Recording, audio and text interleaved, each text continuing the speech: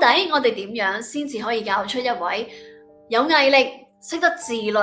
識得感恩同埋咧，亦都有同理心嘅小朋友咧？哈佛大學嘅研究提醒我哋咧，家長我哋千祈唔好睇小平時咧同小朋友之間嘅互動。哈佛大學亦都提醒我哋咧，我哋咧可以就住唔同嘅活動咧，去教出一位有毅力、有同理心同埋識得感恩嘅小朋友。我哋即刻嚟睇下啦！我今日同你分享嘅嘢咧，都係嚟自於呢一篇嘅最新研究㗎。咁我哋即刻嚟睇下有咩活動能夠幫助到我哋教出有毅力、有同理心同埋咧識得感恩嘅小朋友啦。第一點，如果我哋想教出有毅力嘅小朋友嘅話咧，家長，哈佛大學提醒我哋咧，記得喺我哋屋企入邊咧講多少少，我哋咧今日喺呢個家入邊啊，我哋各自遇到啲乜嘢難題，亦都咧，我哋喺呢一個過程入邊咧，我哋學到啲乜嘢。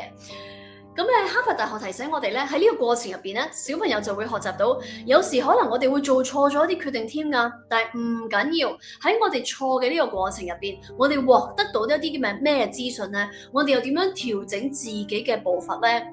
哈佛大學亦都提醒我哋咧，喺家庭入邊咧，我哋可以多啲同小朋友傾下。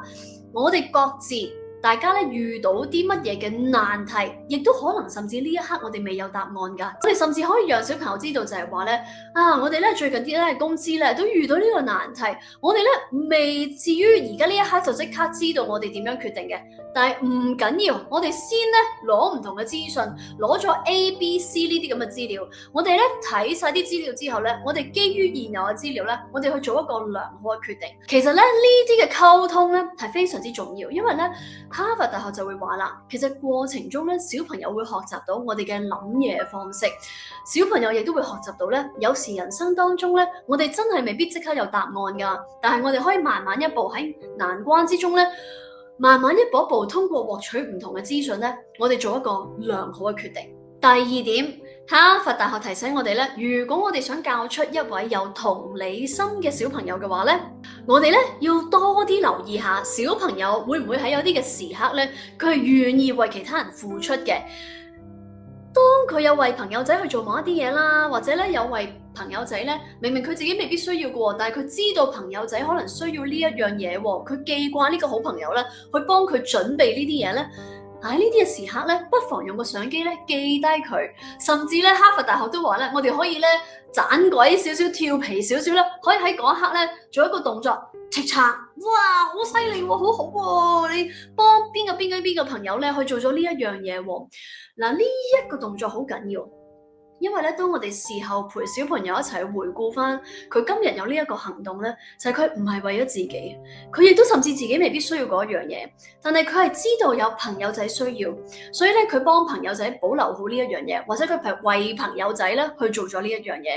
我哋後尾咧可以事後同翻小朋友傾下嘅時候咧，其實係能夠鞏固咗小朋友，佢讓小朋友知道咧，我哋留意到佢有呢個心啊，我哋留意到咧佢有為其他人去諗啊，佢唔係淨係顧住自己。同埋好重要嘅一樣嘢，家長喺漫漫人生長路咧，可能咧我哋嘅小朋友咧都會遇到一啲人咧係佢冇咁中意，又或者係佢會咧甚至係可能有啲嘅種族咧佢未必好中意，或者甚至有啲人咧佢會覺得呢個人唔係幾好啊。咁哈佛大學咧就喺呢啲嘅時候咧就提醒我哋，越係呢啲時刻咧，我哋可以陪小朋友一齊去睇下，其實呢一個人咧可能同我哋一樣咧，有我哋在乎嘅人啦，有我哋在乎嘅父母。舉個例子啊，我咧其實之前咧都有同一位學生咧做一個溝通。我有一位學生咧，佢咧就特別咧對於某一個種族咧，佢唔係好中意佢哋啊。可能因為以前大家一啲相處唔係好愉快嘅經歷啦。咁我知道呢件事之後咧，我就知道我呢個學生咧好中意小動物嘅喎，佢好中意狗仔嘅喎。咁我就後尾咧就讓佢知道咧。其實咧呢一個你看似唔係好中意嘅人咧，其實咧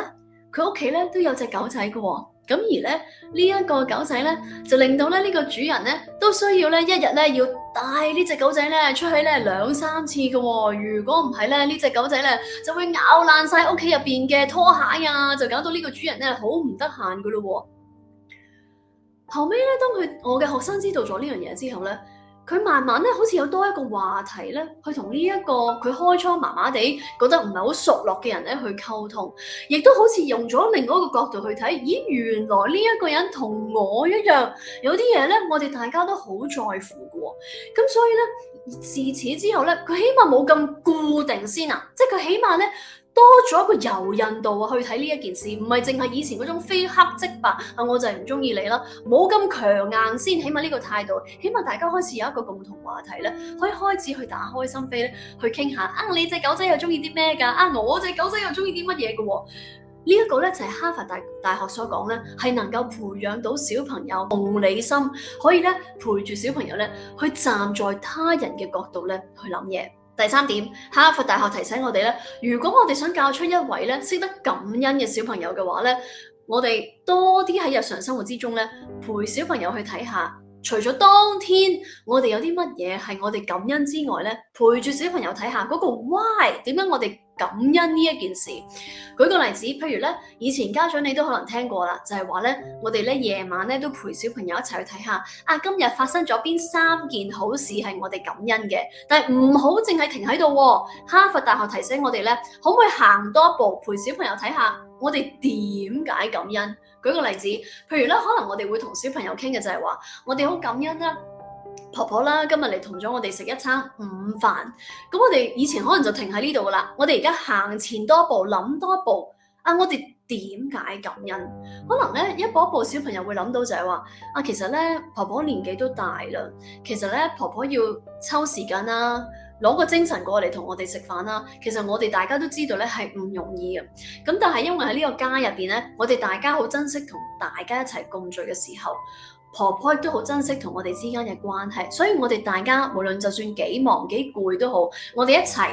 去食呢餐飯。所以咧，我哋好感恩。咁你會見到咧，唔係淨係停留咗好表面啊！我好感恩，我哋一齊食咗餐飯，行多咗一步啦。你見到行多呢一步咧，係能夠鼓勵到小朋友諗下。其實婆婆要抽呢個時間嚟，其實可能婆婆都攰，但係婆婆肯出呢個心，我哋大家都用咗呢個心，用咗呢個時間，大家一齊嚟食餐飯。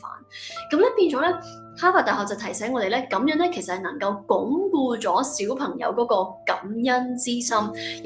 亦都同頭先嘅同理心咧環環相扣，栽培出咧一個又有感恩啦，又有同理心嘅小朋友。